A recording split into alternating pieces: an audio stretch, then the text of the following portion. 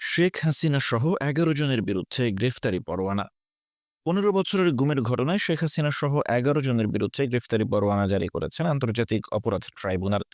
আগামী ১২ ফেব্রুয়ারির মধ্যে তাদের গ্রেফতার করে ট্রাইব্যুনালকে জানানোর নির্দেশ দেওয়া হয়েছে।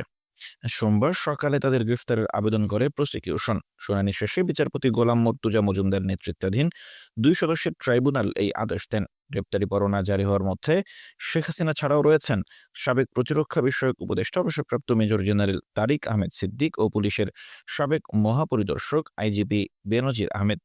এছাড়া এরই মধ্যে অন্য অভিযোগে গ্রেফতার হয়ে কারাগারে থাকা বরখাস্ত মেজর জেনারেল জিয়াউল আহসানকে আজকের অভিযোগে প্রোডাকশন ওয়ারেন্টে আগামী ১২ ফেব্রুয়ারি ট্রাইব্যুনালে হাজির করতে নির্দেশ দেওয়া হয়েছে। এদিন শুনানিতে chief prosecutor advocate Tajul Islam বলেন, রাষ্ট্রীয় পৃষ্ঠপোষকতায় গুমের সংস্কৃতি চালু করে আওয়ামী লীগ। যারা গুম করতেন তাদেরকে পুরস্কৃত করা হতো। র্যাব, ডিবি, সিটিটিসি, ডিজিএফআই সবচেয়ে বেশি গুমের সঙ্গে জড়িত ছিল বলেও জানান চিফ প্রসিকিউটর।